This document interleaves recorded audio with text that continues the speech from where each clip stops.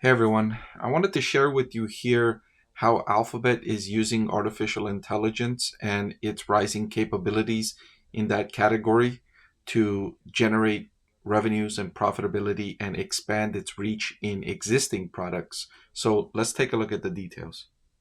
I want to thank the Motley Fool for sponsoring this video. Visit fool.com/parkev for the 10 best stocks to buy now. So Alphabet stating that they have a clear path to monetization from AI through advertising, cloud, and subscriptions. So three separate categories in how Alphabet will generate revenue from its AI capabilities.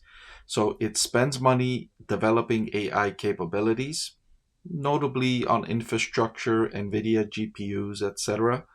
And then it monetizes through advertising, through offering cloud based services to other businesses, and enhancing its subscription business, which Google One now has crossed 100 million paid subscribers. And in the first quarter, they introduced a new AI premium plan with Gemini Advanced. So that's going to help incrementally add more subscribers. And these subscriptions are high margin business. Each incremental subscriber adds to the bottom line because Alphabet has already spent the money building out this capability.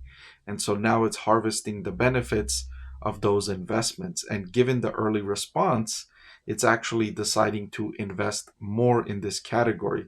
It's not alone in this. Others like Microsoft and Amazon are also increasing investments in this category because of the response they're seeing from customers and how much they're spending on these AI products. Alphabet noting that more than 60% of funded generative AI startups and nearly 90% of generative AI unicorns are Google Cloud customers.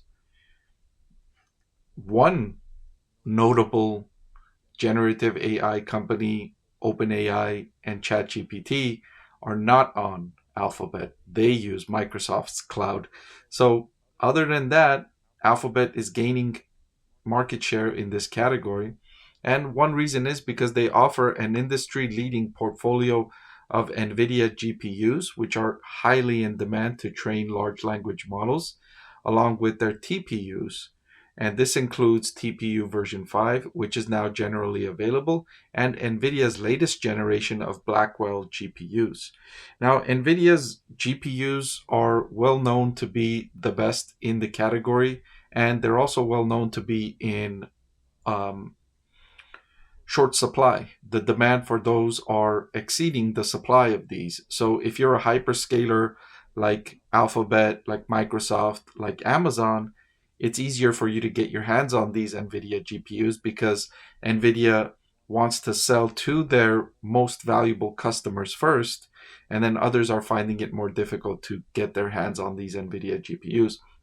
So this is one way Alphabet is benefiting from its economies and scale because it uses these GPUs so largely across all its business categories.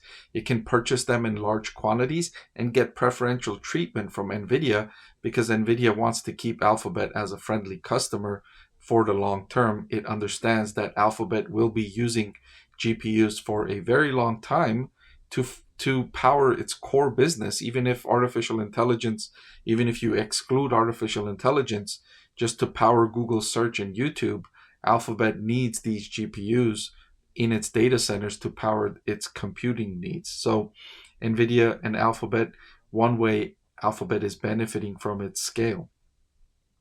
Additionally, Alphabet announced Axion, which is a new Google designed and ARM based CPU, and in benchmark testing, it has performed up to 50% better than comparable x86 based systems. That's another category companies like Alphabet, Microsoft, and Amazon are implementing is their own chips because they're noticing what their needs are specifically and they're able to design chips based on their needs. And given the high demand for compute and the short supply of NVIDIA GPUs, they're able to launch these products and get market share from customers that maybe don't want to use the best in class CPU and GPU, and they're willing to use the basically store-based brand like Alphabet, Microsoft, and Amazon at a lower price. Alphabet gives us one great example of how its customers, one of which are Discover Financial, have begun deploying generative AI-driven tools to its nearly 10,000 call center agents to achieve faster resolution times for customers. This is yet another example of call center agents using AI to improve performance. It's a category I've been discussing that's ripe for use in artificial intelligence.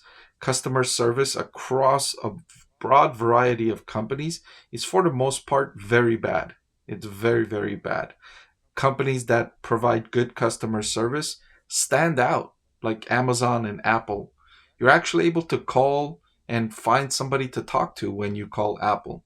Same with Amazon. If you want somebody to talk to, you can find somebody. If you open the chat on the website, somebody comes on, you get your solution easily. That's in stark contrast to many other AI chatbots across the board that are just bad to worse.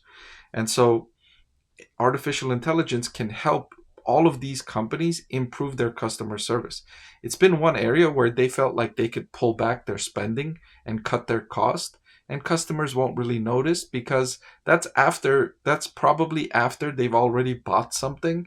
So okay, so 3 months later, when they, or 30 days later, or 60 days later, whatever the case might be, when they go on to get some help, if you don't provide them the help, what's the big deal? They already made the purchase. So it's been an area where a lot of businesses have been slacking and cutting back.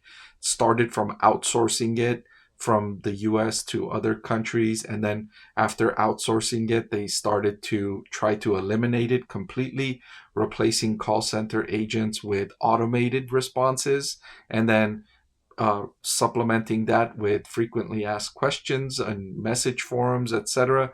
Just trying to lower and lower and lower the cost to serve customers after they made a purchase, and it's getting really bad. So it's ripe for disruption here. I wouldn't be surprised if a company like this Discover Financial can reduce its 10,000 call center agents by half and use artificial intelligence to offer better support to customers and at the same time lower cost. Because even though you have customer service agents, if they're not trained well, then they're not going to answer the questions your customers have very well either.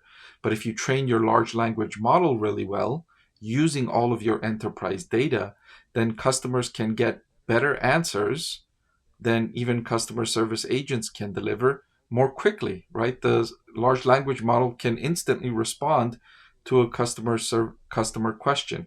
And so here's an area where companies like Discover Financial can benefit, and Alphabet will benefit by helping companies like Discover Financial implement this service.